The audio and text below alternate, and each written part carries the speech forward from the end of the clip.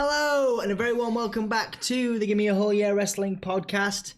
My name is Dom. And I'm Ant. Welcome. And today we are looking at Royal Rumble 1998. This is Wrestling Rewind, episode 73. And we are going back in time to January the 18th to look at that pay-per-view from the San Jose Arena in California. Number one UK film at the time? I don't know. Devil's Advocate. Was it? It was. Was that any good? Isn't the one where Al Pacino plays a devil or something? Yeah, no. Is that Meet Joe Black? I don't know. No. Al Pacino's in a film as a devil, and it was good. It was cool. Good. The UK number one single at the time was All Saints, Never Again. Oh, Never Again? Yeah, Never Ever. Well, how's that go? Never ever have I ever felt so low. The way you got me on back hole. Never get me that bad. The way you feeling, yeah, you got me feeling really bad. It's one of the weird 90s songs, isn't it? Commentators for this event was Jerry Lawler and Jim Ross. This is our first podcast we're actually filming after Christmas and New Year, and we hope you've had an awesome time. Yes. Sorry the content's been a bit lacking, but we haven't had time to meet up. Subscribe to the channel for more. He's doing some awesome stuff. We got some present day stuff called Really Wrestling good. Thoughts. You've got your NXT UK stuff. Yep. You've got some game stuff you've been doing. Yeah, man. Please do comment and see if you want to do Anthony. If you want to do Anthony. If you want to comment have if Anthony, you want to do Anthony. Comment if you want to do Anthony or me. Which one would you do? Anyway, no. Comment if you want Anthony to do some more video game content because I really enjoyed that. Comment I need to get back on it. if you want to hear whatever you want, we can do. Right? Cool. Well, Right? within reason. More or less. Could I have you two in a snuff movie, please, so we never have to watch any of these ever again? What if there's people watching that don't know what a snuff movie is? Then we're not going to go into the history of snuff movies. Do you know the history of snuff movies? No, I don't, but Wikipedia will tell me just as much as it does about these wrestlers that we talk about each week. Okay. Cool. Starting off this pay-per-view with a video package. Showing a little bit of the main event, but not actually that much. A lot of the Rumble and everyone that's going to be in the Rumble. Name some of the dudes that were in it. You got that. So in that introduction, you had the Headbangers. You had Steve Blackman as the rookies.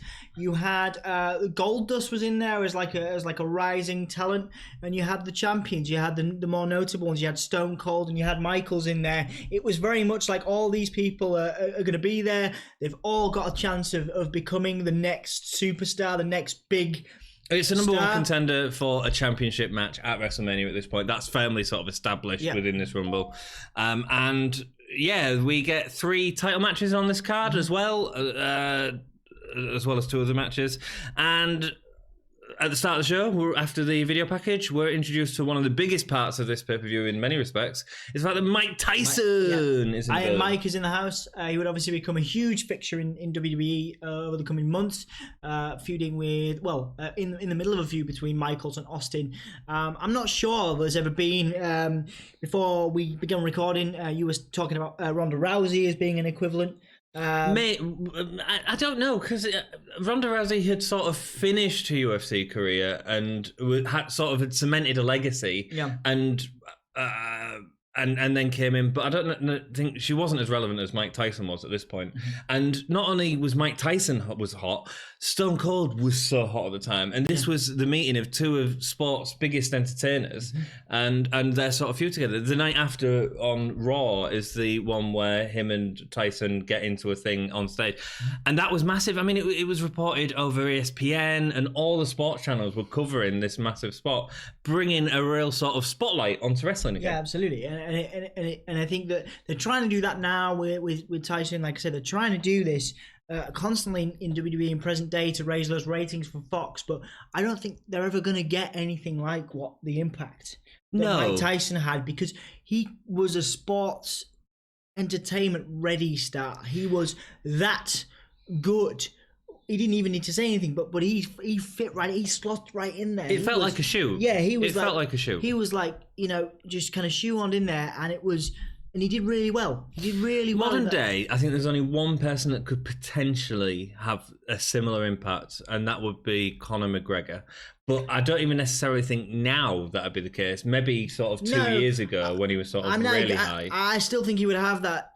No, I absolutely still think he would have that. Do I ever think he's going to do it? Yeah, of course he will. Money, money, money. Yeah, but he can make more money doing other things. Yeah, well, he can still fight, and then when he can't fight, he goes to wrestling. Unless you know unless they do something with him in a few years and kind of build it up over a year. Yeah, I think he'll be in the WWE, like they do with The Rock. When The Rock comes back, it's people.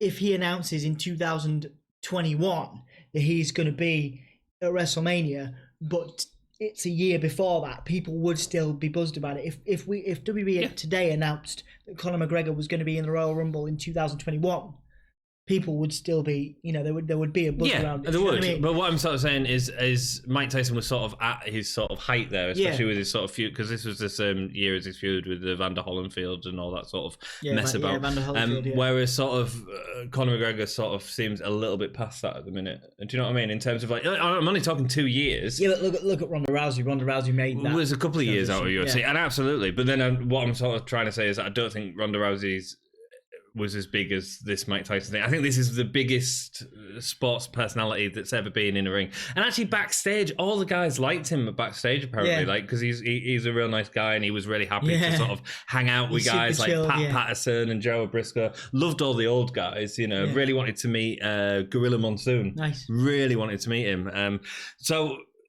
But it's interesting, isn't it, as well? Because if you look back from our sort of first episode where we was talking about Mr. T and how much the guys back then hated the fact that Mr. T was main eventing and in the wrestling, But I think it was more, since the late 90s, it's become more of a entertainment business. You're looking at a time when they were still trying to protect the industry. Yeah, and it was more about wrestling, I would say.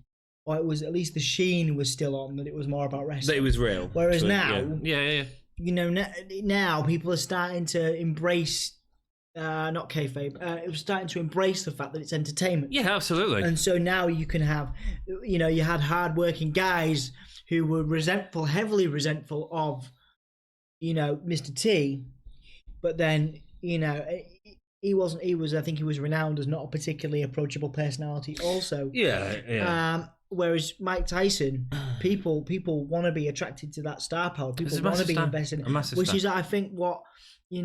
I do think Tyson Fury has that, and I do think not to the same extent. I don't think.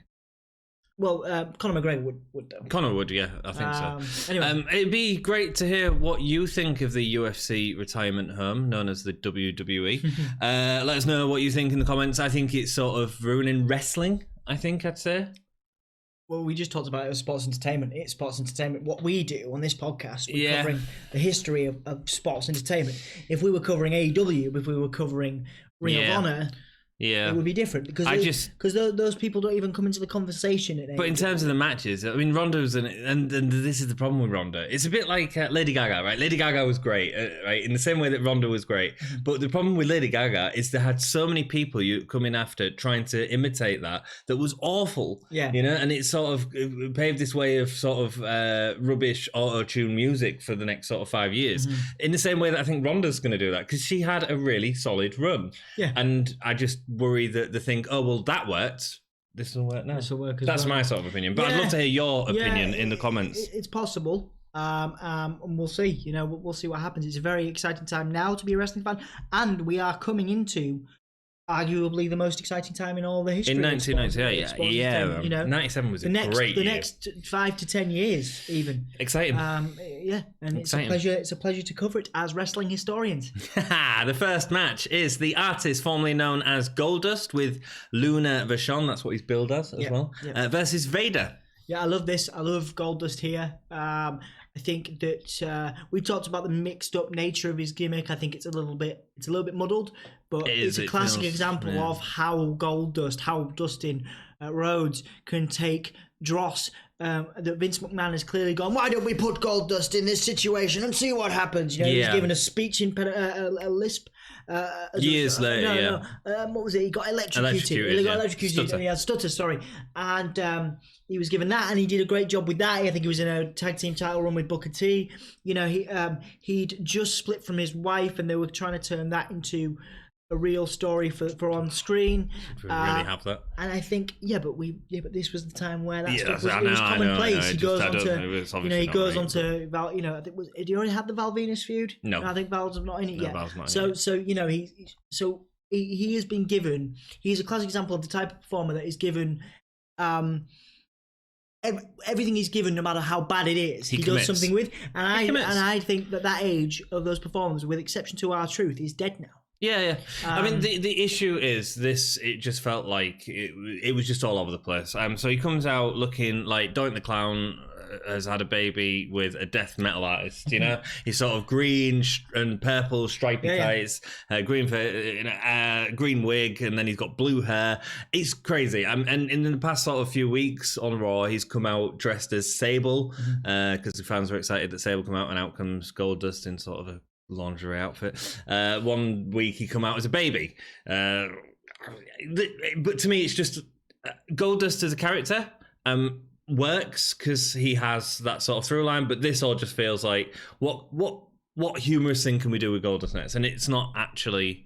It's just too random. Yeah. It's not. There's no juice behind it. Does that make sense? Yep. No, no juice. Yeah, it does make sense. I mean, I loved this. Okay. Because it was, you know, you say too weird, I say that it was brilliant because it was a time when, you know, and we were listening, you know, we were just discovering alternative music, and Goldust comes out, and I think one Raw was Marilyn Manson dust, and he shocks, and this was a time where you could genuinely shock people, and Goldust, he was the master of shock value in a time where in a television and internet age where you could still do that. And this is his most shocking creation. Is it shocking? Because for me, it's just so all over the place. Think about the time. Think about America at the time. Think about the world. I get that, but Goldust does that already without being like this random sort of. Yeah, but people had got used to it by then, and you couldn't get used to this. And because he changed it up all the time, and because again, you've got a time like we've talked about before. You know, WWE are capitalizing on this kind of alternative culture thing that's huge in America right now. You know, metal was new metal was developing and emerging. Yeah, we're just past the post grunge era as well. So and so that, you know, ECW and WCW were also on this with guys like Sandman and Raven and whatever. So WWE were catching up with this and catching up with the trend, and Goldust was, for better or worse, at the forefront of that. I think at this time. What do you agree? No, or no, I didn't like it because I just thought it was too random. Sorry. Okay. I get it. I get why they're doing it, but I don't think it's entertaining. Okay. I just think it's daft. Okay. So here's an example, right? Adrian Adonis, right? He come out in looking like a baby or what have you. Took that as his gimmick, but kept with it. With Goldust, it's like, oh no, this week he's a baby, this week he's Sable, this week, and it's just like no. But Adrian Adonis was the kind of gold. He was almost portrayed as this golden child, this golden boy, this golden man sort of thing. Yeah, where you know, so people would just, you know, he was a bit like the you know, MJF of the era. You know what I mean? He's spoiled, but people want to see him get beat up. He was like a stand his heel. Yeah. Whereas you couldn't do that in 1998 WWE. I'd say it's exactly the same. Anyway, it's more because there are people like Adrian Adonis in the world that people can be like, oh, I want to see him get beaten up. Whereas there was no one. You couldn't pigeonhole Goldust in anything. People wearing diapers and. Like, no, the character. Okay. Character. Cool. Vader gets a face cheer as he comes down. He changes face and heel more times than the Big Show. Probably indeed correct. The crowd certainly want to see him take out Goldust, so I suppose in that respect the Goldust heat is working. Vader looked massive against Goldust, like not in terms of size, but in terms of he dominated the entire first part of the match. He was carrying away from him. Vader won't let him escape. Vader pushes Goldust into the ring steps, but the ref won't let him beat Goldust with the steps. Luna distracts Vader, holding his feet, giving a chance for an attack with a clothesline from Goldust. Goldust drops off the second rope with an X handle into Vader's crotch. That looked rough. It works, doesn't it? Yeah. It works. It works for Goldust to target that area, I think. Then sends Vader into the... It costs. Then sends Vader into the steps. Luna chokes Goldust with a heel in her hand. Vader was selling that like crazy. It's a heel in the hand, you know. It's... Yeah, but I mean, it just looked like a little girl was on top of him, and yet he'll get like super kicked, and he hardly sells it. It was weird. I just found it a bit weird how much he was selling for that one moment. Do you know what I mean? I mean... Maybe he was just selling because it was Luna. Maybe he was just happy. Goldust kisses Vader after 9 punches in the corner, which turns... The golden punches. Vader then hits him with a clothesline, which... Yeah, he was not impressed. Yeah, spins out the way it's good. Goldust cat slam Vader, eventually suplexing Goldust. He calls for a Vader bomb, climbs at the rope, but Goldust puts him down with a low blow. The referee's being distracted at this point, so that can happen. Yes, it does. After a sunset flip attempt, Vader sits on Goldust before going for a Vader bomb for the second time, and that's when the ref gets distracted. Luna jumps on his back, on top of Vader's back, as he's on the second rope. Yeah. He carries on, stalling for a second. Yeah, it just keeps going. And then delivers a Vader bomb with her on his back. Yeah. That was awesome. It was cool. I rewound that about 5 times. It was cool. I was like, well, you have like Luna's hair flailing everywhere, and obviously that gets him the pin. The idea that Vader's bombs become more devastating because someone's on his back as well. It's great. What a cracking ending. Yeah. Didn't enjoy the match that much, but the ending was outstanding. At this point, just because I remember it fondly as a child, I loved everything Goldust was in, just because it was so weird. Vader, I think, was a great face at the time, but he's got the kind of Big Show effect at this time where people love him, people still love him, you know, but people aren't necessarily so interested, perhaps. I thought it was outstanding. The ending, I loved it just for the ending. Go watch it. It's cool. Vader with Luna, Vader bomb. And Michael Cole is backstage waiting for Stone Cold Steve Austin arrive. His pickup pulls up, and Austin tells him he doesn't have time to talk and for Michael to move his truck. Cheeky Stone Cold, treating Michael as a valet. After going to the back, the Godwins come and threaten Michael Cole and say, tell me where Steve Austin is, because what are the Godwins going to do to Steve Austin? Nothing. Mind you, Henry Godwin has a massive spot actually in the Rumble with Austin. Yeah. Didn't think about that. Next match is Max Mini, Mosaic and Nova versus Battalion, El Torito and Tarantula. With Sonny. Yes, Sonny as special guest referee. Weirdly enough. What do we do with Sonny on this pay-per-view? I mean, you just got to put make her be. I tell you what, she looked fantastic. Have you got a thing for referee uniforms? Maybe she looked better than Al Ebner did. Maybe you should get your future wife to wear a referee's outfit on the evening. Maybe she could count the pin as you finish off.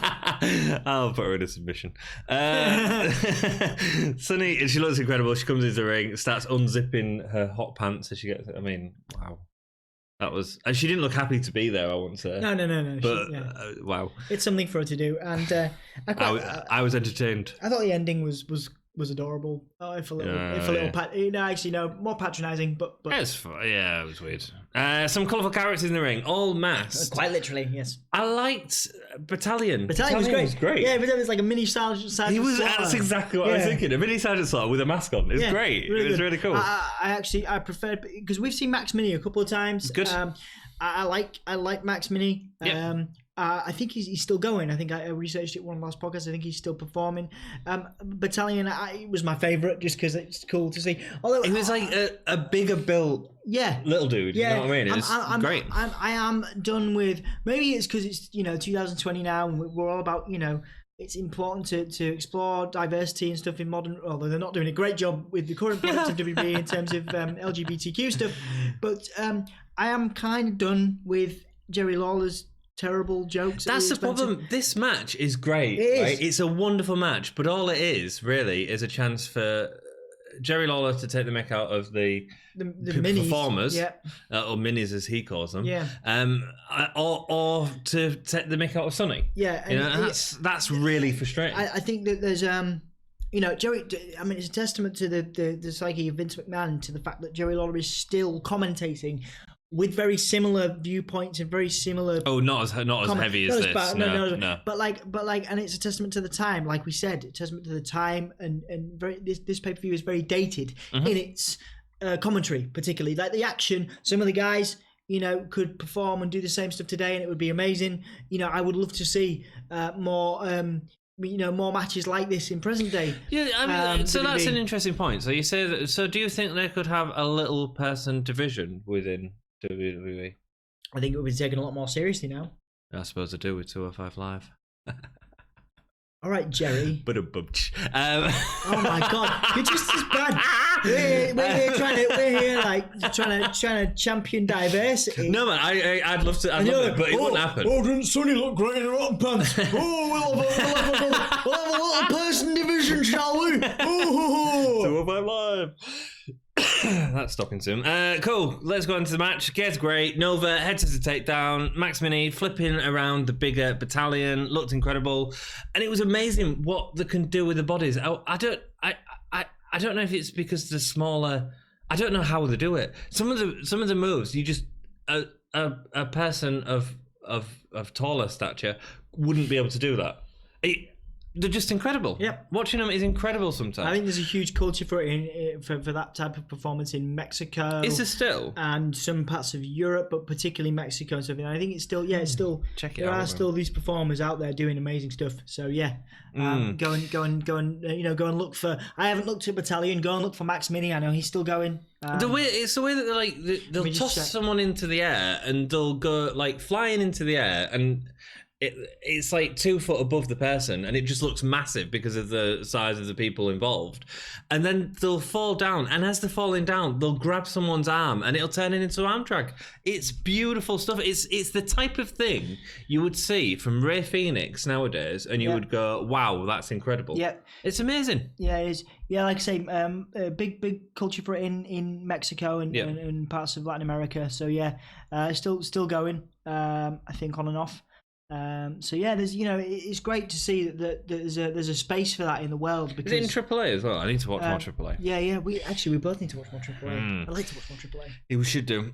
Nova arm drag constantly reversing out of stuff. It's great. Amazing. Even Tyson is watching the show, and he looks really impressed. It was great wrestling.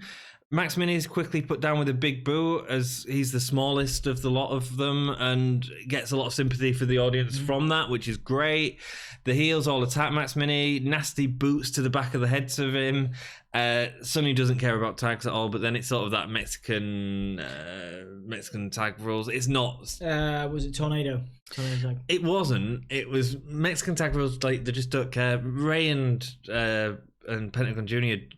They've been told off recently in AEW because they're not abiding by tag rules enough. Jericho had a go at them about it because it's not following a sort of structure. Really? Yeah. Oh, I didn't see that. Yeah. What was that in the news? Yeah, it was in the news. Yeah, Jericho's like trying to get him look, you need to abide by the rules of the match more because it's just becoming too much.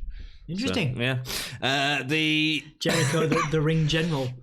Well, he sort of is in AEW. Max Mini slides under Sonny's legs, who catches him on the other side. As he's caught her, he's doing drop kicks to each other person before she goes down and shakes hands with him. This...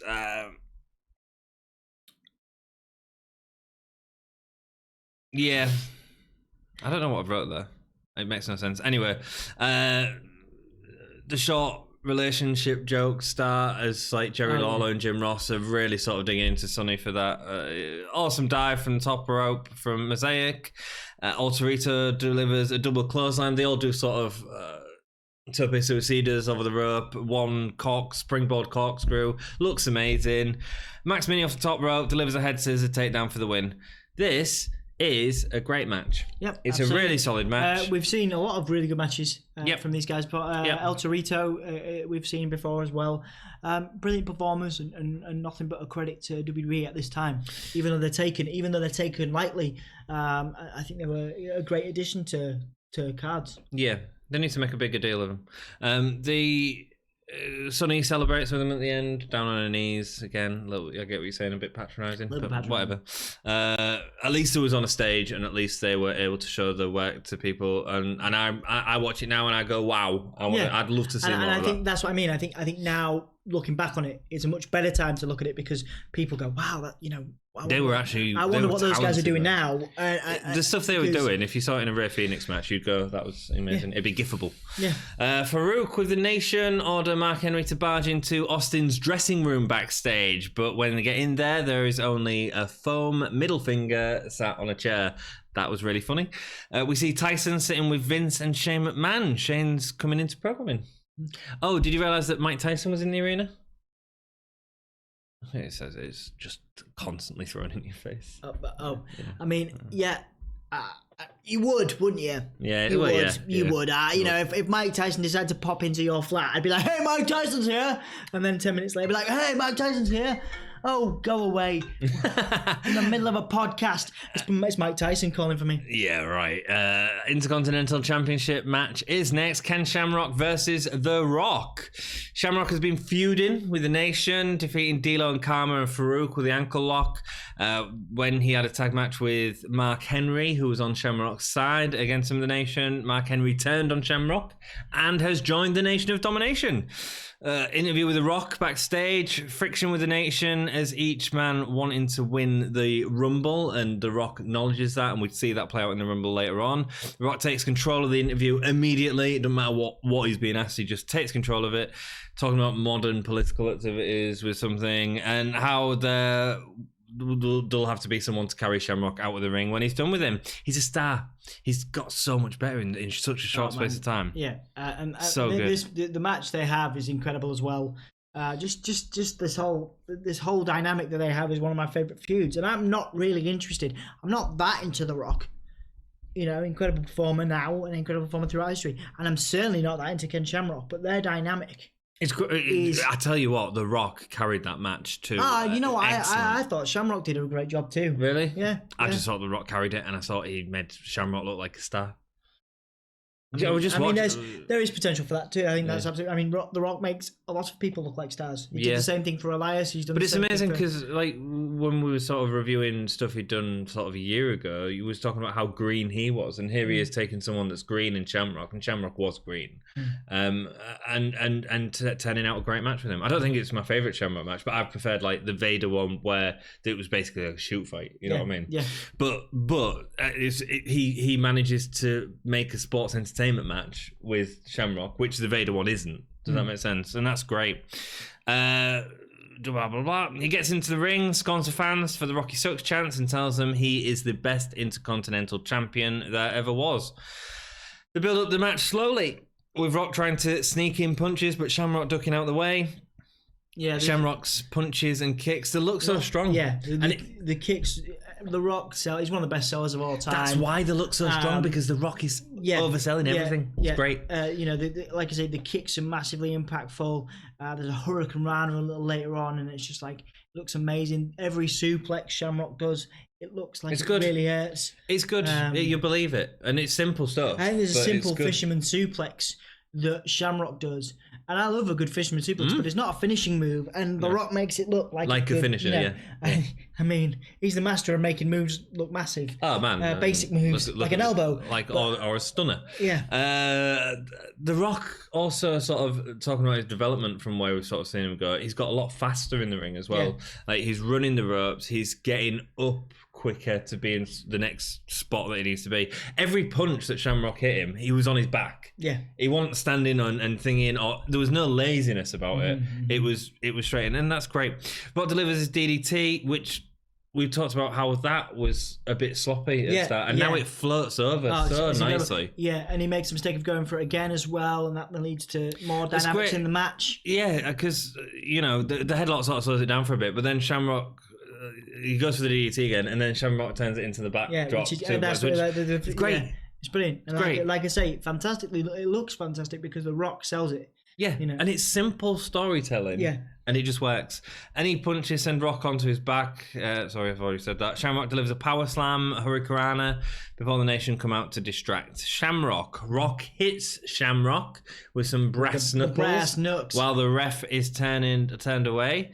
And when he goes down to pin him, he puts them in Shamrock's pants. Goes for the pin, and Shamrock kicks out. The crowd go crazy. How can he kick out and cheat? Shamrock hits a belly-to-belly and gets a pin on The Rock. Yeah. Shamrock is your new Intercontinental Champion. Yeah, I thought it was massive. The celebration was great. I was a little bit like, it's funny because obviously it all plays to the story, but I was like, oh, a belly-to-belly got the win. This is weird. And it was great. Shamrock, ooh. Yeah. World's most dangerous man. He's proper celebrating. Yeah, it is his crowning Intercontinental moment. But then The Rock points out to the ref that if you look down his tights, then you'll find the brass knuckles. To his credit, like I've said, I've never ever been a great fan of Shamrock, but his face here. He sold it so well. Shamrock's about to, that was the thing, wasn't it? Snapping. Shamrock's thing was, he's going to snap. And he was like... It was a great victory celebration. Yeah, it was. Followed by the ref tickling his crotch and finding the brass knuckles in it before he takes it out, and the ref DQs Shamrock and reverses the title change. Yep. Really clever. Great way to carry that story on. Yep. Great way to carry that story on. Great way to carry it. It makes Rock look clever as well. That's the other clever thing. Shamrock looked good. It's amazing to watch a guy like The Rock, who we've talked about was very green in sort of a year ago, develop into this, who can carry a match beautifully. Backstage, do you have anything else to say about the match? It was good. It was good. It was my favourite exchange between the two. Again, both of them made the other look good. Obviously, you can argue that The Rock was the king of that, but I thought the chemistry there was fantastic, and it might be my match of the night. Might be. Stay tuned to find out. Backstage, the Los Boricuas are searching for Austin because they were going to do something. They beat a bald guy on a chair. It ends up being 8-Ball. Yeah. Gets up. 8-Ball from the Disciples of Apocalypse, obviously. And so, yeah, goes down. Yeah. Tag Team Championship match next. Bit of a stinker, this. I'm Legion of Doom versus New Age Outlaws. I've put in my notes, pretty much my notes in this is I'm really done with Legion. You've been off Legion for a while. I'm done with this. No, I'm done with this pairing. Right.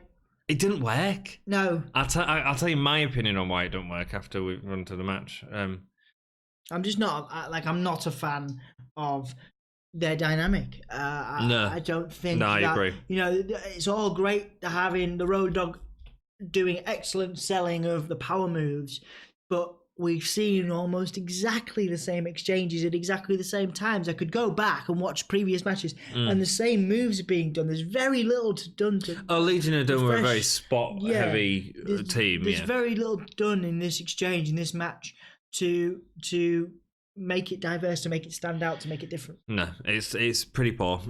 Video package, first of all, showing the previous success of Legion of Doom, and now the humiliation of the older guys as the New Age Outlaws have come in. They've shaved half of Hawk's head, put Animal through a table. Animal and Hawk have an interview backstage where Animal has been advised not to compete because of an injured back. He says that there isn't a chance that we're missing out on this match. Hawk has half of his hair shaved off. Hawk says they are going to put them on ice. The New Age Outlaws come down sporting Green Bay jerseys whilst running down the 49ers. So, sports team, cool. Animal delivers a quick powerbomb to Road Dogg, which Billy Gunn saves a pin. Tried to escape, but Legion of Doom bring him back in. Legion of Doom are fired up tonight, destroying Road Dogg. Road Dogg bleeding from his mouth early on. Hawk whips Billy Guns around. He does the hair pull and sort of swings him around. I thought that was clever because that's not something we've seen before, but it also harkens back to the fact that he shaved his head off. Hair off. Like I say, there are story elements, like old school story elements here that work, but I don't know. And when the Outlaws, they try and leave and stuff because they can't cope with LOD and the sheer power and ferocity. That's fine, but again, I don't know. There's some moments in here, like the handcuffing and all that. I suppose it's. But here's the problem: New Age Outlaws have no offense for ages. Because I get the cowardly heels, but it's too much. I imagine Vince has told them to go and sell like hell for the LOD because they're the fan favorite team. But it doesn't feel competitive, so it's just boring to watch. Yeah, it's boring to just watch two people beat. It makes the New Age Outlaws almost look like jobbers. Yeah, and absolutely. It shouldn't do. They're not. They're a great team. They're both very good. Yeah. They get an advantage eventually by driving Animal into steps, constantly attacking his injured back. Then the New Age Outlaws are in the ring with Hawk. And I'm like, cool. So they're going to pair up and attack Hawk and get the advantage. Yeah. No, Hawk double clotheslines him. Yeah. It's like, what are you doing? It's too much. And that's happened before. It's happened at least 3 times before that I can remember. Yeah. And that's okay. Because I guess they know it works, and I guess that they can do it and everything. But fans, they're not hot for this match. They're not into it. Like don't. The first time you've got 2 decent teams. An LOD are a baby face. Powerful team. Legends, New Age Outlaws are the wily heels, and that's. It's awesome. Exactly the same as the Undertaker Shawn Michaels setup. It's just not told very well in the ring at all. It's awesome when you do it once, but I don't know. There's a lot of this that just seems like it's been repeated, played over and over again, and I mean, people talk about this being a generation where you've really got to work hard to keep people's attention. But even at this time, you could hear people were losing interest. No, there was, big time. In 2 teams that were at the very top of the division, so it shouldn't have happened. No, it shouldn't. Then the New Age handcuff Hawk to the ring post, but again, New Age Outlaws are attacking Animal by himself, who's injured with his back, and Animal can beat him single-handedly. It's just stupid. Animal catches Billy Gunn off the top rope with a really sloppy power slam. Goes into I think that power he tripped slam. or something. To break up the pin, Road Dogg attacks him with a chair and they get DQ'd. They continue to beat Animal, but Hawk breaks out the handcuffs to save Animal. Nah, think you enjoy this. No competition, not entertaining. I mean, it's not an entertaining match. I see why Vince would have wanted it on the card. But of all the matches we see, it's my least favourite. I do think that's the performers in the ring. I think that, or the booker, whoever booked that match, it was rubbish. Yeah. Do you know what I mean? I think it's one of the most terrible matches we've seen in recent times. For these teams. I mean, okay, LOD are at the end of they're kind of coming towards the end of their tenure and their time. It's not hit silliness yet. But for the New Age Outlaws, for the LOD, it's for the New Age Outlaws, it's like they can do better. Yeah, it's poor. It's rubbish. I didn't like it. Stone Cold is giving his truck away. So they're having a competition. We all know how these go on. Normally like 5-minute segments. Nope. They've chosen the winner. They show the truck. They put the name of the winner on. No messing about. Wow. Yeah. Finally learning after years of like these awful segments of competitions where they're trying to call like 7 people and they're not picking up. Right. Time for the Royal Rumble. This is for the championship match at WrestleMania. The video package at the beginning focusing is on Austin beating everyone. Obviously, this Rumble is all about Stone Cold. Yeah, and it's all about Stone Cold, and that's what this has been building up to. All these attacks, all these, all these times have been people trying to take him out, people trying to get him, eliminate him before he can eliminate them effectively. This is also from our standpoint as a talking about some of our favorite wrestlers. There's some really good moments here with Mick Foley. And Terry Funk and that kind of thing. The start of it is amazing. It's got some good standout moments, this Rumble. There's a lot to talk about. Yeah, but first of all, let's talk about debut in this Rumble, and that is Tom Brandy. Very quick one because he didn't stay with WWF for much longer afterwards. You might know him better as Johnny Gunn from WCW or ECW as well. He was in a tag team with Sandman, where they won the... Was it Sandman? No, sorry, Tommy Dreamer, where they won the tag team titles in ECW. Okay. When he moved, he comes to WWF in 1997, was in a feud with Mark Mero, who had just come back from the injury with the boxing gimmick, and he was sort of in a feud with him and Sable. Okay. A Salvatore Sincere, however... Oh, I remember Salvatore Sincere. There you go. Yeah, there you go. So Salvatore Sincere. Was terrible. Yep. Matt Mero was saying he's nothing but a jobber, and then called him by his real name, which was Tom Brandy. So that's how we're getting on this Royal Rumble. He'd actually left by April of '98, but he's been on the independent circuit since. There we go. Cool. Good on you, He's Tom. not in the match, but you know, it's always cool it's always interesting to look at people. Yeah, and see what they're doing. Good on you, Tom. Good on you. Can't say about your work because I haven't seen it and I don't see it in this Rumble either. First out, before we go, right, you're at the Royal Rumble. Maybe this is the point you wanted to watch. Maybe you want to watch the main event because we've got the main event after this. Thanks for sticking with us. If you've been here the whole time, if you've just joined us, thanks anyway for coming. Do us a favour. Hit that like button. Thumbs up. Subscribe. Do us a favour. To the channel. Yeah. Hit the ring bell. Ding ding. Wow, you did it. I didn't think you get it. Well done. Hit the ring bell and turn notifications on. Yep. And, you know. Don't forget, you can like us on Facebook and Twitter. Also, Gimme a Hull, yeah. And Instagram as well. Yeah, there you go. That's all. Everyone loves Instagram now. I've just posted on there more recently with my Liv Morgan video. So on Instagram. Yes. Oh, good. There you go. You see, and also Patreon. If you do like us enough to drop us a few quid or a few dollars to support what we do, you can find us on patreon.com/Gimme a Hull, yeah.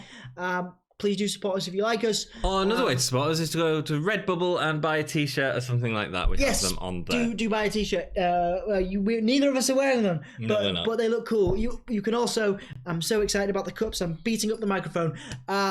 You can buy a cup. We've just had tea in them. You can have whatever you like in them. Have a brew. You can have water. You can have alcohol. Who knows?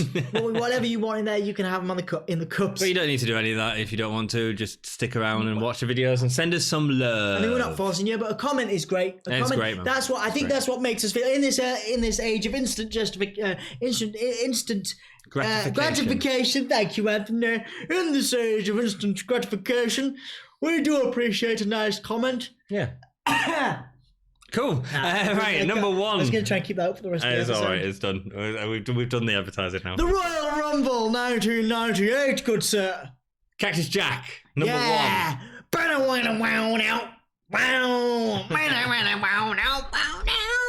Number two. Terry Funk. Chainsaw Charlie. I can't remember how his music goes, but... Yeah, no, he doesn't have music. It's just the chainsaw. Cactus Jack comes out with 2 trash cans. Terry Funk comes out with a chainsaw. EC-Dub. This is one of my favourite, if not my actual favourite, first 2 of Royal Rumble of all time. You know what? It's flipping awesome. It's awesome. So great. And they have like a good few minutes in and they beat up The Rock for a little while. Anyway. You know what? Terry Funk was awesome. In this Royal Rumble. Yes, and I wish he'd had a longer stint. But again, I mean, the guy's still going. I mean, you know, it's a bit like, you know, we were talking about Ozzy Osbourne before. Like, still going. Shouldn't be going still. No. Still going, but like, I mean, you know, Terry Funk, man. Do you know why Chainsaw Charlie? Yeah, I'm fascinated. I know you've got some facts in your notes. Yeah, I do. And so I'd like to, please tell me. Japan. Makes sense. Okay. Japan were doing a lot of 80s slasher gimmicks. So you had a wrestler called Leatherface. We talked about this before, haven't we? Freddy Krueger was one. There was one based on Jason. And they were sort of using that slasher icon as a gimmick. And Terry Funk loved it. He was like, this guy's going down with a chainsaw and the crowd are loving him. And so he pitched it when he come back because he was on about coming back. And he said, look, I think I could come back but I don't want to come back as Terry Funk. I want to come back as something else. And he pitched the idea of Chainsaw Charlie. And that's why you get Chainsaw Charlie, a guy with a stocking over his face. It was great. It was. And they have a really good tag run. I really wanted them to Do they? Yeah, they do. They do. Cactus and Ginger. Oh, it's great. They have some right feuds. Talking about older dudes that can go with the New Age Outlaws.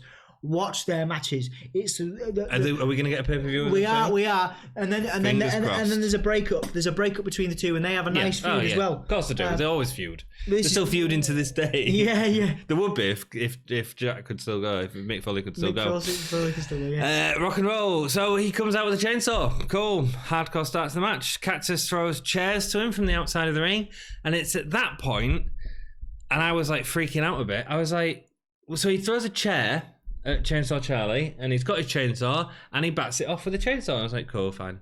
He just hit it with a prop chainsaw. Sparks fly. Is that a real chainsaw? I don't think it was. But at the same time, I was like, that's what a real chainsaw would do. Yeah. I think I know how you'd do it. You'd put like, do you know like flint? Yeah. You'd have that as because you take the chain out, replace it with flint, and then you'd use the motor to make the sounds. Yeah. I think that's how you do it. But at the same time, my suspension of disbelief. Which, I was like, did he really just walk past all them hands going, oh, high five, Chainsaw Charlie, with a chainsaw? Yeah. I was like... Which is brilliant. It's just brilliant. The sparks were the most beautiful touch. In this time in your life, watching that back as a wrestling historian, researching for the filming of this podcast, to make you feel like that. I was like that's cool. A real chainsaw. That's cool, you know? But then I was like, it can't be. I wouldn't have put it past Vince to let him go out there with a real chainsaw. Yeah. But obviously just giving him quite heavy... Because then they did the move where when Cactus Jack gets in the ring, he goes to hit him with a chair, and he goes to meet him with a chainsaw. You've got chair meets chainsaw, sparks flying, and I was like, actually, no, that'd be more sparks. But...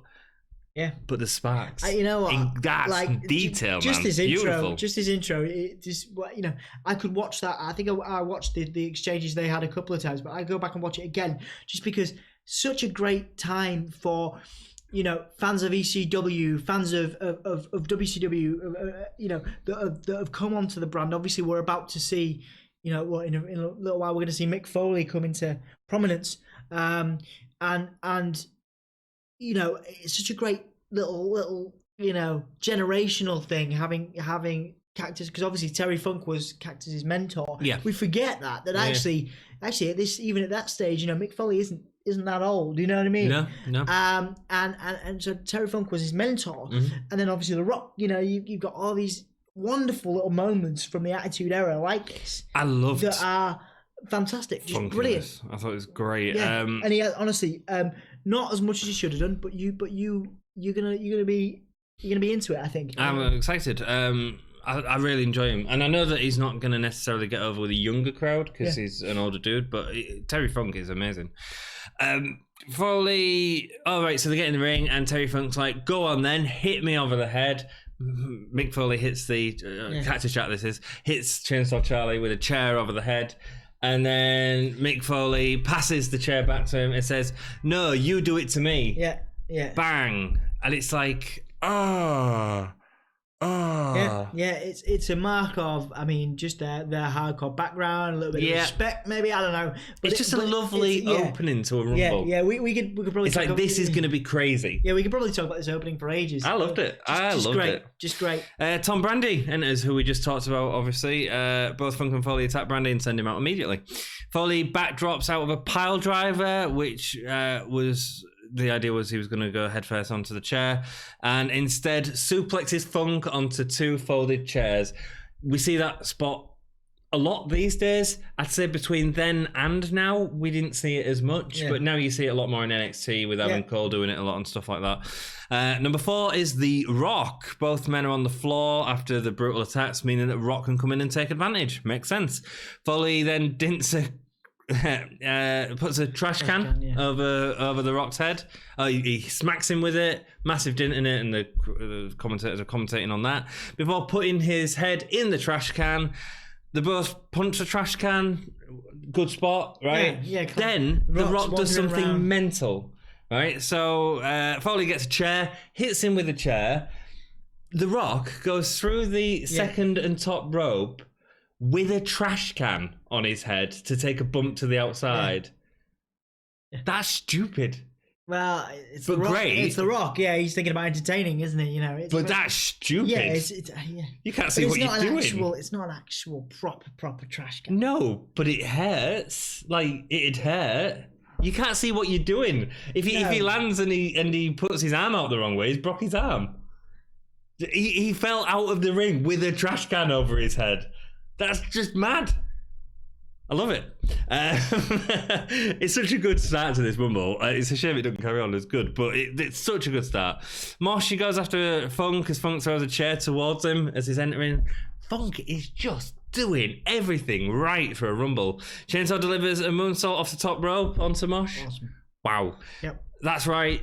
An older gentleman. Terry Funk. Tights over his head. Yep. He misses. He misses the moonsault a bit in the commentary. He was a master of. He always did a great moonsault, and also just like doing things onto stuff. Terry Funk is the best dude to do. Of all time, of doing crazy spots onto things, like falling with style. Yeah, him and Ric Flair had some cracking back in the day matches. Obviously, we look at Ric Flair for falling in style in the ring. Mm-hmm. If you want someone to fall in style onto a stack of chairs, or onto a flaming table, there is nobody better. Not even Mick fatality. Foley. Fatalities than Terry Funk. It's great. Yeah, I don't think. I think they sort of said to Terry, "Go in there, do your thing." The idea is you'll get Cactus out and then he'll come back as a different character and get you out. That's great. I love that story. It's great. I don't think they told him what to do in the ring, and I think he had little spots worked out that make for like the trash can with Rock. That moonsault I don't think was planned. People don't do moonsaults in Royal Rumbles in this day. Yeah. There's also another big spot which we'll talk about in a bit. Phineas Godwin comes in. He goes after Mosh, who I just noticed had a brown stain on his pants. Attitude. I mean, 8-Ball comes in, nearly gets a pop because he looks a bit like Stone Cold Steve Austin because he's got the leather waistcoat and the bald head. Funk eliminates Cactus Jack, pulling the ropes down as he was running towards him. The Rock nearly eliminates Funk, but Funk is doing.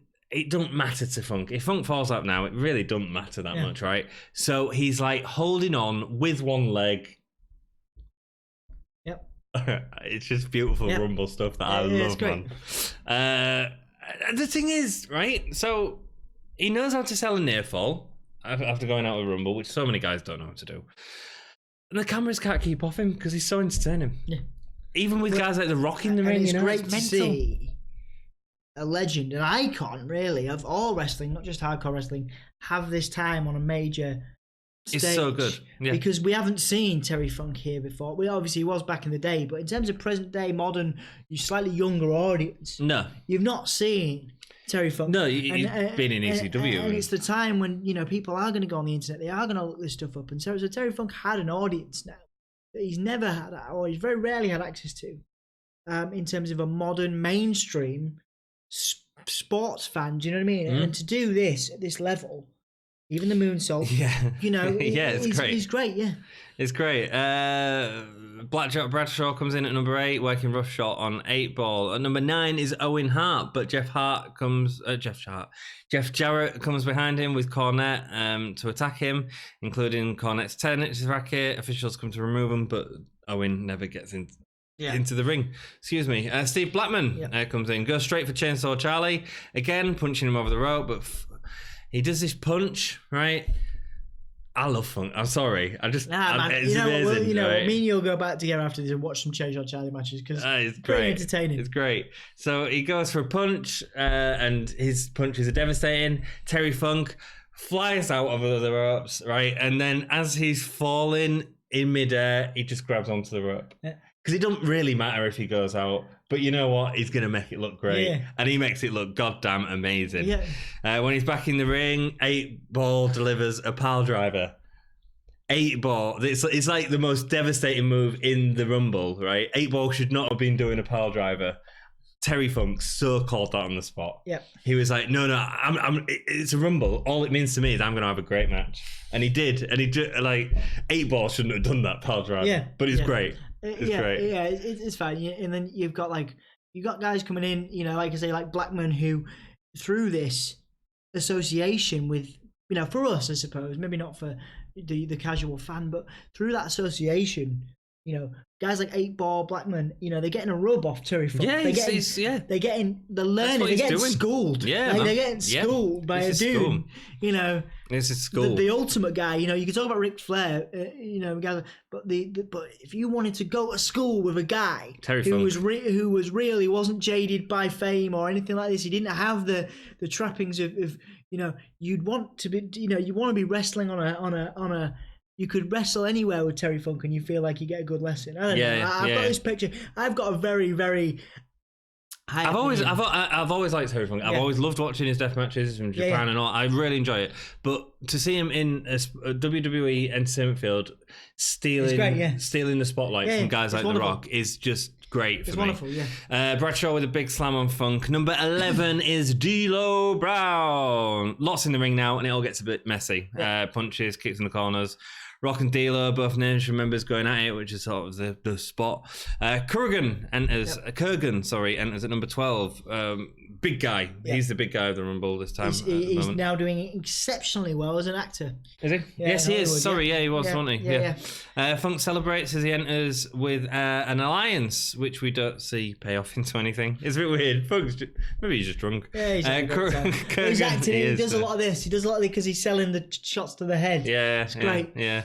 Kurgan takes out Mosh, which surprised me actually. They really sort of sold Kurgan as a big guy, but never sort of carried on with him in the WWE. Yeah, no. Blackman goes to deliver a spinning kick, which just misses, but it looked amazing. It was so fast. Yeah. Kurgan towers over Blackman and stays on top. Matt Mero enters at number 13. Sable follows with her whip. Mero in his boxing gimmick goes straight after Blackman. So we've got fists, the boxing fist versus the martial artist. That was clever. I enjoyed that. Kurgan eliminates Blackman after being weakened by Mero. Whatever you think of Mero, right?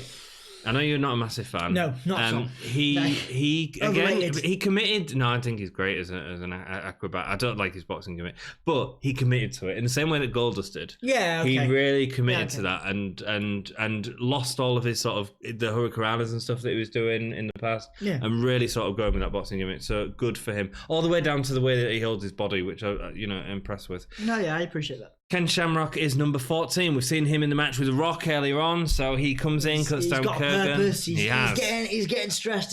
He's about to snap again in the Rumble. He goes into a big spot, so he chops down Kurgan, sends him onto his back, and then a couple of men help him take out Kurgan, so keeping on. Thrasher with his Marilyn Manson top on. In the ring, D'Lo is chopping The Rock, but the crowd are chanting for Sable too much, as nothing really is happening in the ring. It's too many men in the ring at this point. This is a real middle Rumble, I think. Mankind comes in. Until this. Yeah, I love it. Yeah, I mean, it's one tiny spot, I think. Foley gets back in. It's his second alter ego, and so he's going in to get revenge on Chainsaw Charlie, eliminate him with a punch over the top rope. I wish it was something a little bigger. You mean like the hangman clothesline? I don't know. I think maybe if...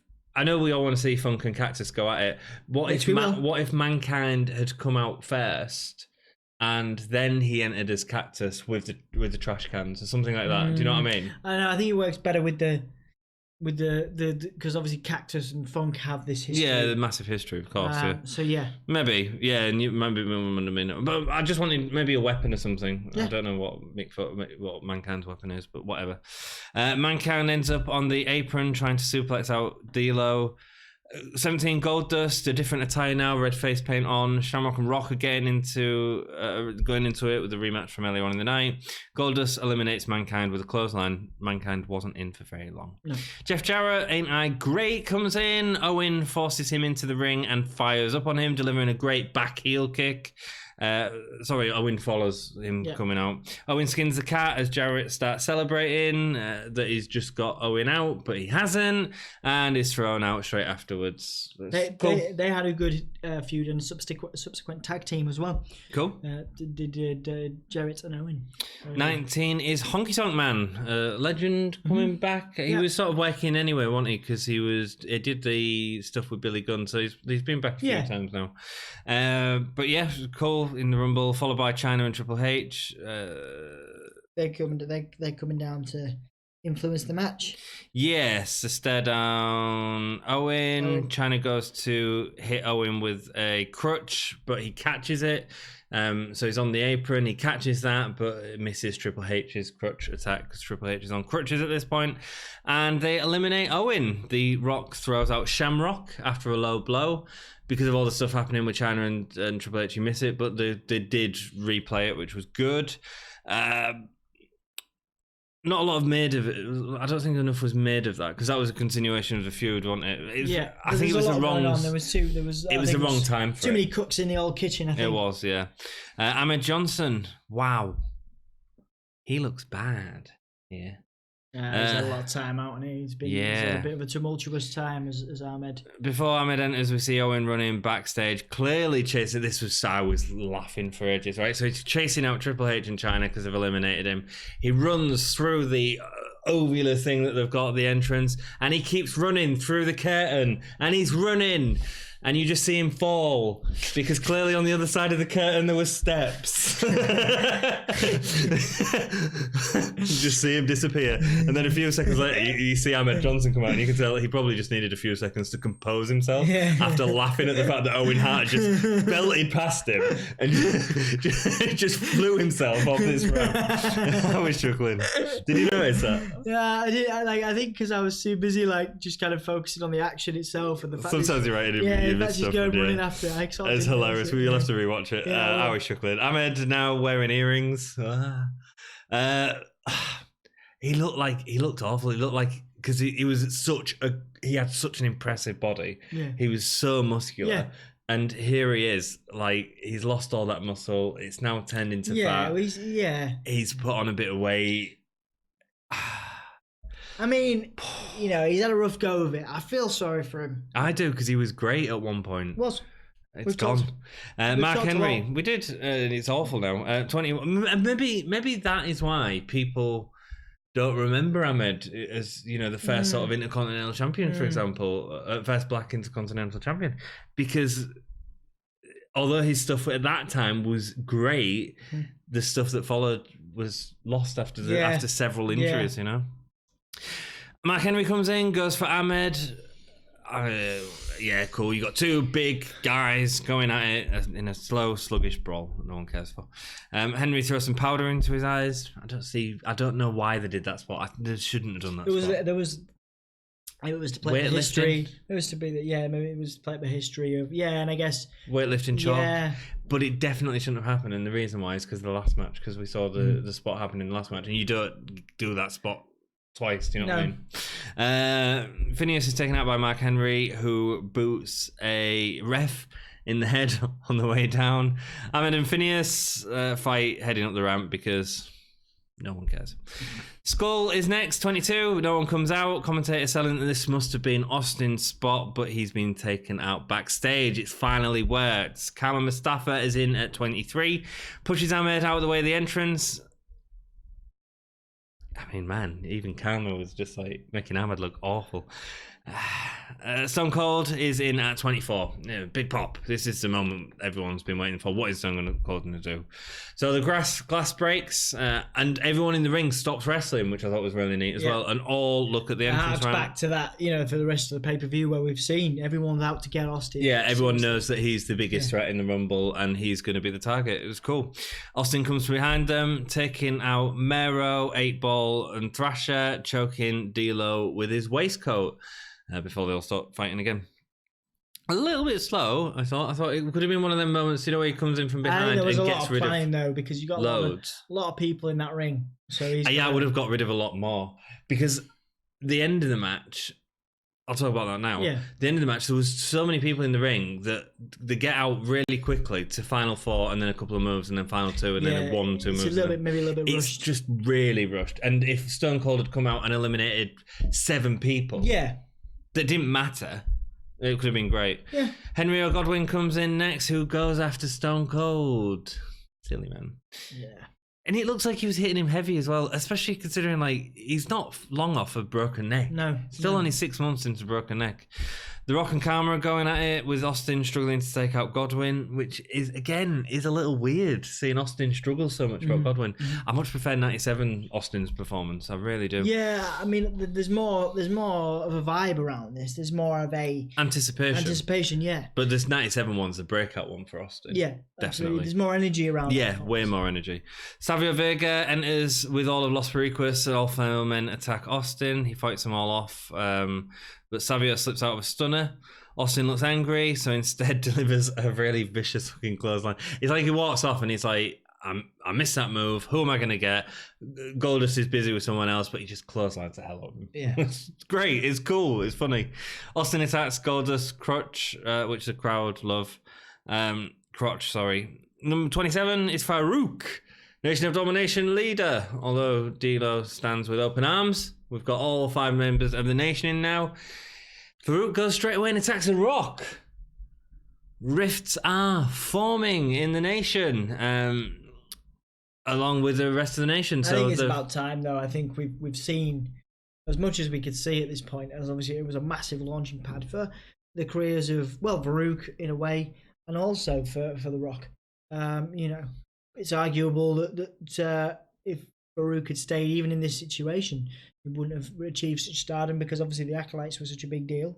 And The Rock, of course. I slightly disagree, because I think Ron Simmons was huge. Was a massive deal in WCW. Yeah. But he come in with that awful gladiator gimmick with his stupid helmet. That might have really.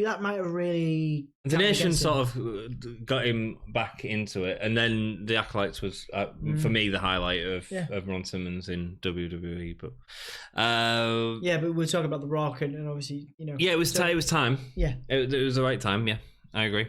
Austin and Rock battle on the outside. They've both been knocked under the ropes, going through the middle rope. The Rock sends Austin into the ring steps. 28. Dude Loves appear. 3rd time. Dude Love. Big pop for Dude the Mankind. Yeah. People love Dude. Yeah, people love Dude. He eliminates Bradshaw straight away, which is good to see. Bradshaw was a weird one in this because he didn't really do out. Again, another guy I'm really not a fan of. But he was a big guy, and he sort of got a clothesline from Helen. But... Yeah, Austin pulls Goldust into the outside and throws him into the ring steps because people like seeing Goldust get beat up. The Rock delivers the people's elbow to D'Lo in the ring, but Austin afterwards hits him with a Luther's press. He's constantly going after Rock. It's great storytelling in terms of them two really still going after each other. Vega breaks him off. Chains enters at 29. A really disappointing entrant for 29. Yeah. I mean, really. They've learned from their mistakes. And then number 30 is Vader. He goes straight for Goldust, but Honky Tonk Man thinks it's a good idea to attack Vader. He goes straight over the top rope, which is good. So you've got 5 members of the Nation remaining and a load of bodies. Stone Cold back body drops Thrasher out of the ring, then Karma, then Savio Vega. Goldust takes out Vader. Yeah. I didn't like it because it just felt like, oh, everyone's in now, so let's just get rid of everyone in a really sort of bland way. Whereas if it had all happened when Stone Cold entered, do you know what I mean? For me. Yeah. Goldust takes out Vader. Dude Love takes out Godwin. Chains takes out Goldust. None of it felt like anything. No, but the final, when it gets down to the final 4. Chains is eliminated by Austin. Yeah. That's when we get our final 4. Yeah, you know, when he gets to the final 4. No, it's not, because Farouk takes out Mark Henry. Yeah, you've got Dude Love, you got Farouk, you Austin. You know, it's a good mix. What, the final 4? Yeah. Yeah, it's great, but it doesn't play out long enough. No, I mean, you've got an obvious Austin Dude Love tag team. And the Dude Love spots are good. The Mandible Claw, double DDT. They work together, sending Farouk and The Rock into each other before dropping them with the DDT. Austin attacks Dude then. Fine, but he hits a Mandible Claw. Austin escapes with a low blow. Farouk throws out Dude. All just a bit quick. Yeah. For a final 4. Farouk is focusing on Austin, but Rock comes from behind and eliminates Farouk. I get that spot because that's big. He's got rid of the leader of Nation of Domination. And it's The Rock and Austin beating each other down in the center of the ring. And it feels like a big moment. I mean, we're going to see a lot more from these coming up. And that's the reason why the crowd love it. Yeah, I mean, like I say, I enjoyed it. Like I said, maybe you're right, a little bit quick. But honestly, you know, good final 4, some good spots. You know, sufficient to get the crowd invested, I think. Austin sends The Rock over, but he manages to survive, and then he gets back in only to hit... Austin hits a stunner on it. With the magnificent selling of The Rock. Yes, and it's the only stunner we see in the match, so it makes sense that that's the big move that ends it all. It's good, because there's other Rumbles where we see millions of stunners. Stone Cold celebrates, and we see Tyson celebrating by hitting Shane McMahon. Wait! Can you imagine getting hit by Tyson? I bet Shane was like, oh, bruises. I think it probably was. Although we do know how much Shane likes to take a bump. Yes, so, you know, probably old school Shane's like, ugh. You know why Shane was with Mike? Why? Vince McMahon wanted to have his guys working a lot with Mike Tyson so that they really liked him, because Mike Tyson was out of management at that point. He was going between managements, and Vince wanted a part of that. Oh, really? Vince wanted to be a manager with well, why wouldn't you? He's one of the biggest entertainers, and then you could bring him into the company later on or whatever. But no, he was. That's why he was like, Shane, you need to be with him at all times, show him how well we're treating everyone and all that sort of stuff. That's why Shane was with him. Oh wow. Interesting, eh? A little bit of Gimme a whole year fact there, guys. Fact time. Interview with Tyson, who stays. So what do you? I think it's Michael, is it? What do you think about Stone Cold winning the Rumble? He's like, oh yeah, man, Cold Stone is my man. Cold Stone is your man. I mean, a good Tyson impression. It's a bit weird, isn't he? He talks real. Yeah. Hey man, you did well. Thanks. I enjoyed. I don't know if that's Tyson or Michael Jackson, but similar. Interview with Tyson. Yeah. He also then says he's a big fan of Taker and Michaels. He doesn't know who wants to win. What do we think of that Rumble, Dom? I enjoyed it. It's one of my most significant memories, particularly for the beginning. I love and that for the thing. 3 Faces of Foley. But then that's because I'm a massive Foley fan. Yeah. Austin. I don't know if it's because I'm a funk fan, which is why I loved it so much. I don't know. Austin had a good showing, not better than the previous year, but still fantastic, and obviously a standout moment for him. The Rock also comes into his own as well. Seeing them two go at it as well. Yeah. That final four was really telling, because you're about to see Mick Foley go on to bigger and better things. Farouk, obviously, you know, he's about to change it up a little bit. The Nation's about to fall out. Austin and The Rock go on to incredible things together. So it was a good time for those guys, and obviously having Mike Tyson there to kind of fan the flames of the future. Yes, yeah, definitely. It was great. Not my favourite Rumble. I love the beginning as a fan, but it's one of my favourite of the 90s, but purely from a fan perspective, because you never. I think 97 is more entertaining for me. You never see the I think from our standpoint together doing this podcast and wrestling historians and all that stuff, not the best. It's just but a massive lull. If you were talking to me and Anthony as fans, like, I think seeing Funk in the ring and seeing 3 Faces of Foley is great for us. That was massive. So I think that those memories can't be tainted for me. Okay, cool. You know, like a lot of the times we've gone back and we've gone, it's not as good as we remember it. Yeah. But this was like great. The Funk, man. Funk was so much fun. I loved it. Yeah. Casket match for the World Heavyweight Championship next. Shawn Michaels. Really big deal. With Chyna and Triple H, really big deal, versus The Undertaker. And I'd seen this match before, but I didn't realise it was so early on that massive deal happened. So let's talk about it. Massive video package first, building up this match. Great. Loads of story, man. Showing Shawn Michaels in DX. And I was thinking, how amazing is it that DX and Shawn Michaels of the 97 era was such a short time? Yeah. It was a span of months, but you associate Michaels with DX so much. And the formation of it. To a point even more so than anyone else apart from Triple H. Do you? Yeah. I think so. No, there's actually a moment where but it was only for such a short time. Michaels comes back, obviously he has his injury and stuff, and he goes away. He comes back as a member of the NWO when those guys obviously come into the ring. And there's there's a notable promo between him and Triple H. Triple H is obviously carried on. And he comes back as part of the NWO. He's like, I was DX before DX was cool. Cool. And he's isn't it amazing though? Yeah. You don't realise how little he was in DX. Yeah. You know what I mean? Yeah.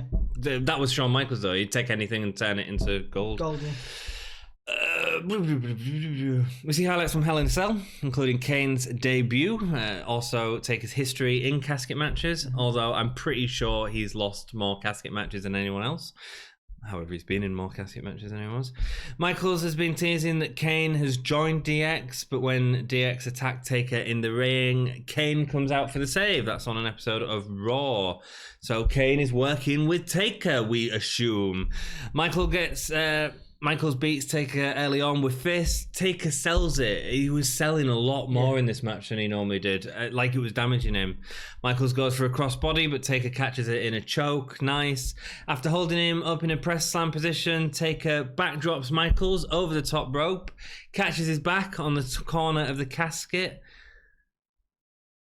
Yeah. Serious injury. Yeah. Serious injury. Yeah, not great for Michaels, because obviously had a history of across bodily across bodily injuries. It's... I mean, herniated discs, really bad. One completely shattered, and it's amazing that he managed to carry on the match. But adrenaline and all that, he didn't realize it was so bad until a couple of days later, where he couldn't move out of bed and then fell on the floor and couldn't move feet to get to a phone, which is scary. Yeah, it is. He basically had to, after that, he had to ask Vince to take all of February off. He called Vince, and Vince was like, his doctors told him this, he needs to rest up, blah, blah. Vince had said, you need to come and see my own doctors, probably because Vince didn't trust him. Yeah. After all the sort of other stuff that Shawn Michaels been through, but obviously this was genuine. Shawn had said he wants to wrestle the WrestleMania match against Austin, but he needs to take time off until then.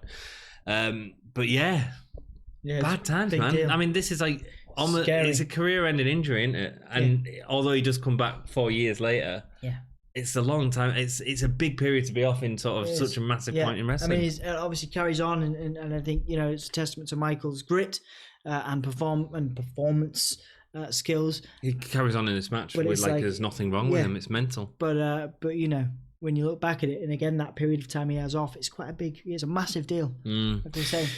Taker punches Michaels into the casket, who dives out of it as quick as possible.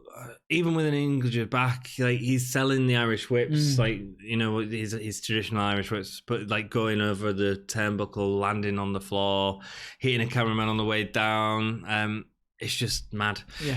Taker, sorry. No, I was going to say the chemistry these guys have. Obviously, we've talked loads and loads about how much animosity there was at this point, at least, between the pair of them. Such great chemistry. Shawn Michaels they had each other's backs. They did, yeah. In the ring. Well, on a professional level, at least. Not Shawn Michaels' back, because it was herniated. Do you know what I mean? Yeah, no, they do. Even though they hate each other outside the ring, they're really the magic. Taker can't get Michaels into the casket. Oh no, sorry, he gets Michaels into the casket, but can't close it. When Michaels gets out, he throws powder into Taker eye again. Yeah, great spot in this context, not necessarily in the Rumble. The reason Kane won in the Rumble was to save him as that surprise for the end of which makes complete sense. But then don't do the powder spot in this. And what was he throwing out of the casket? It's like. What powder was it? It was like we talked about how it was like, wasn't it? Char. Yeah, it was. I think it was cremated. Like storyline. What would you have in the casket? Yeah, it's got to be cremation of some sort. Maybe there was an urn in there, and he was like, someone's passed away. I suppose so. Yeah, but why would it be left in a casket? Well, I don't know. I think it was. Just there. I think it was just there for an effect. It was. Yeah. But let's look at why it was there. You know what I mean? I think it's someone that's been cremated. Yeah, it must be some poor soul of the Undertaker's. Commentary didn't sell that. Like, when it happened with Legion do it before, it was like, yeah, clearly that was some coke that he had in his. This was just someone's loved one. Rock and roll. Taker. It's. He gets back into the ring. Great chokeslam spot. Taker grabs him up for a chokeslam. He gets his feet on the turnbuckle, uses the leverage. Lovely. Really before moonsault onto a standing Taker. Everything I love that. Which actually plays back years and years later, because that's how that Mania match finishes. Mm-hmm. The standing moonsault is when Taker catches him. Yes, it is. Yeah, it would have been quite nice to have seen him catch him into the tombstone at that point, actually. That would have been cool. But it works as a cool little. I mean, obviously they weren't thinking about it. Like, they probably weren't thinking about it like that. But like, it's a cool little heart back. It is. Manages to get to his feet. Everything Michael does looks amazing as always. Clothesline over the top rope where he skins the cat to get back in. He sort of clotheslines. I like how we've got to the point of the podcast where like, oh yeah, Michael says everything amazing. Oh, it's just. We are like.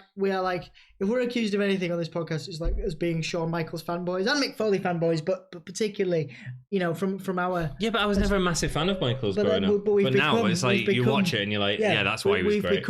We'll do his. I tell you now, it's the same with Austin. I was never a massissive fan of Austin. He's amazing. Yeah, The Rock, amazing. I'm still not. Like I say, I'm not a fan personally. Like I say, I can talk all day about Mick Foley.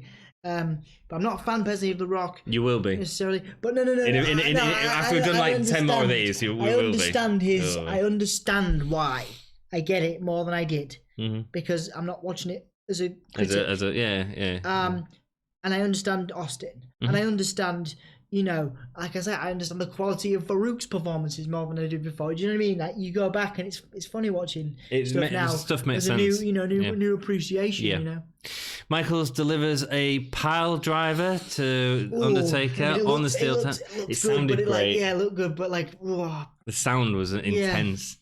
Massive guy to do that to as well. It's great. Whilst Taker's down, Triple H comes in, uses his crutch to choke Taker before whacking it across his back. Obviously, this is a no DQ match. Michaels joins Triple H with a chair to the back of Taker. Michaels tries to push Taker into the casket, but Taker fights out of it with an uppercut, which sends Michaels flying over the top rope. That was cool. That's great. That was cool. Taker then battles out of a sleeper, but Taker spin as Michaels hits an elbow drop, tunes up the band, hits switching music. Quite early on for him to hit switching the music. Yes, I liked it before going to push him in again. Then when he gets Taker in the coffin, he stands on the rim of the coffin to give a crotch chop. This was cool. And right there, so he's on top. Taker's here. Yeah. And Michaels is here. Yeah. Doing the thing. Yeah. And Taker's like, whoa! And it's like, that's iconic. Was he going for a crotch slam?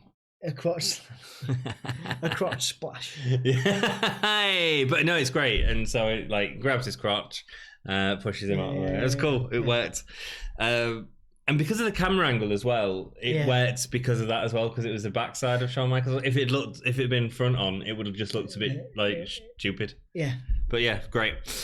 Taker with a high clothesline, misses, ends up rolling into the casket himself. Michaels delivers an elbow off the top rope into the casket. I was like, that's a lot of like the tiny little aerospace in there. Yeah. Like, but he managed it. Yeah. Hit a body in it. And I know it's a felt lid casket, but yeah. Yeah. The lid closes, and both men are in there. Michaels battles out of it before Taker comes up. Iconic, great, drags him back in. Great visual.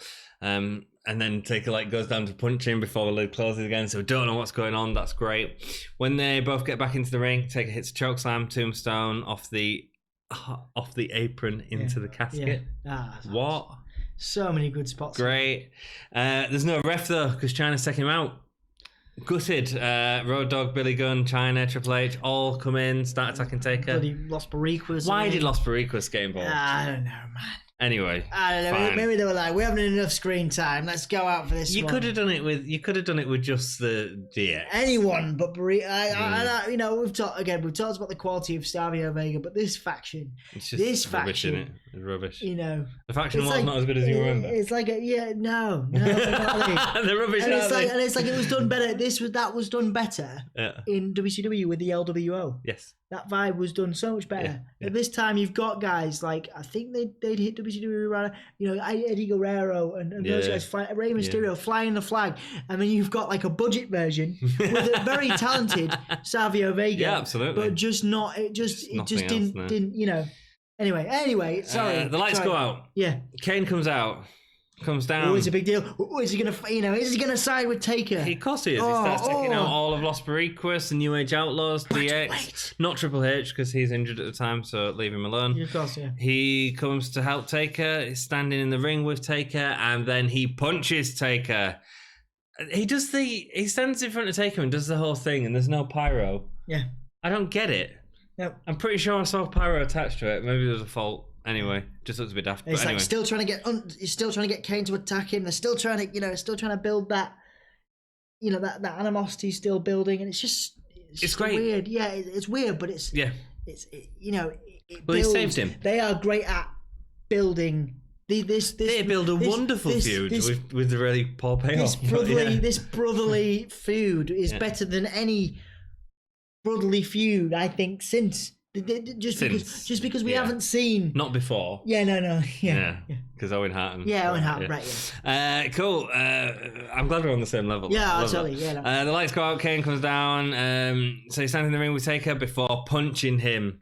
He chokeslams Taker. I would have liked to have seen a tombstone, I think, to really sort of finish him off. Man, this Kane. It's great, isn't it? You don't know what it's thinking. Here's a big question. We may have asked this in an earlier episode. Has Kane cheapened his legacy? Because this Kane and subsequent Kane up to about 2004 when he loses his mask, like this Kane was the scariest dude I've ever seen. It was great. Ever seen. Should he have stopped when he lost the mask in 2002? No. Should he have no, he had to lose the mask. Has he cheapened his legacy by as much as everything? I love, he's the mayor of what is it now, Kentucky or something? I don't know. Still one for himself. He's just won a 24/7 championship, and he came back and got beaten up by the Fiend, but I just think when you look at the Undertaker and you talk about 24/7, you talk about the streak. Yeah, it was still a bad move, I think, to lose that. But the Undertaker's the Undertaker. His legacy will remain intact, whatever. Kane, through various points in his career, has gone from this unbelievable, undefinable bad bottom, big red machine monster, to a joke because he's been in joke tag teams and joke, it's just like, I don't know. Do you think Kane has cheapened his legacy? He'll be in the Hall of Fame, yes, of course. But do you think his legacy? Because I know we're coming to the end of the video. I know we want to finish, but I have to ask this question, and I pose it to you guys too. Has Kane cheapened his legacy since these glory days? First of all, you changed question because the first time it was about the mask, and now you're on about legacy. No, the legacy is tied with the mask. Let's do the legacy first. Legacy, yeah. But he's also made a lot more money, and he's also had some wonderful moments. If you didn't have all of that, you didn't go through all that, you wouldn't have had Team Hell No. Which was entertaining. And towards the end of his tenure as well. So I suppose. So, and then the corporate Kane stuff where he was doing some good stuff. Where he was doing the Seth Rollins feud. Yeah. Okay. All right. Yeah. All right. So, second of all, losing the mask. The issue with Kane by that point is that booked him. Are you excited or do you need the lavatory? Well, a little bit of both. A little bit of both. A little bit of the lavatory. You've about everywhere. The losing the mask. So Kane had become, by the time that he lost the match, the sixth guy in the Elimination Chamber. He was there as the monster, but he was never going to win it. Does that make sense? Wait, because he had his championship runs. I think it was 2, wasn't it? It was the one where he beat Austin. But they were never massive. And then the one he beat Ray. I mean, that was a Money in the Bank. He got a Money in the Bank. But don't forget how many times the titles were changing at this point as well. Yeah. So I don't think so. Legacy. Yeah. I mean, this is certainly the best Kane story. Oh, dude. But amazing. Anyway.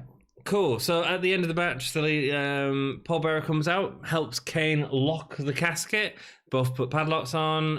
Obviously, at this point, Taker is using the trapdoor before Kane pushes it up the ramp, where it's got a nice position of some matting down. Paul, he gets an axe out, a pickaxe, starts hitting into it. Why did he do that? It's like a magic trick. To create airflow for the fire. If not, the fire effects wouldn't have been quite as large. Right. There you go. So then he pours is that a gasoline. trade secret? No, not a trade secret. It's just something I listened to on a podcast. Because it's not just gasoline; it's gasoline and a mix of kerosene as well. Because I think it's kerosene that helps give it the explosive thing. Because the visual when he sets it on fire, when Paul Bearer or whoever throws the matches, it's great. It is. It does look amazing. Match. Great. Yeah, great, it's great. Really great. It's great. Unbelievable. Yeah. Them two were just some spots of you could look at the Mick Foley, Chainsaw Charlie as good spots, but these spots, the casket spot, particularly, it's beautiful. The tombstone into the casket, that's my spot of the night. 100%. Is it? Yeah. It's not mine. But we'll go through all that right now. Give me a whole yes or gay stars for this episode. 3.5. 3.5. Yep. I'm just going to slow this down because I can tell you need the toilet. I really need the lid. I know you do. Come on. 3.5. Yeah, I'd say 3.5 as well. Excellent. No, I'm going to go 4. I think it's a really good, solid thing. Okay. No, because the Rumble's Rumble's not not the highest rating. The Rumble's not good, is it? No, I've given 5s before. I can't remember. Canadian Stampede, I give it 5. Right. 3.5 is better because the Rumble was a bit lackluster in the middle. Best match of the evening. I would give it, before this one, I would have given it to Shamrock on the Rock. Undertaker Michaels. Yeah, I think it is Undertaker Michaels. There's so many good spots in it. It's a great story that these two, and the chemistry is phenomenal. Best performer. 3 Faces of Foley, Mick Foley. Yes. Really? Yes. Performer? Just because it's never been. Just because you love Mick Foley? It's never been done before. Yeah. It's never been done since. Great spot. Iconic spot. I loved Terry Funk in this. Oh yeah, okay. I loved Chainsaw Terry Charlie, Funk, Chainsaw Charlie. Yep. So I think because Michaels get it to every other week anyway. Yeah, yes he does. Just going to Terry Funk this Okay, time. cool. Holy! You're just trying to get me to. Yep, go. Yep, great. Yep. I really need a wee. I think I've just weed myself a little bit. Can we just go? Holy shit moment of the evening. His tombstone into the casket. Really? Yes. I'm going for the Vader bomb. Okay. With Luna. With Luna. Okay. Yeah. Sure. Yep. Thank you so much for watching. Yes. Where can people find us, Dom? We've already done this. Facebook. We're gonna go. Thank you so much for watching this. If you've enjoyed the episode, well, Facebook.com says give me a whole yeah, Twitter.com says give me a whole yeah, Patreon.com says give me a whole yeah. Buy a cup t-shirt from Patreon and go back and watch our other episodes. Please subscribe. We love you, and I need the bathroom. Thanks for watching. Keep it gay. Yes. I'm gonna go for a wee. Yeah. Can we go? Let me go. I can't even stop the video yet.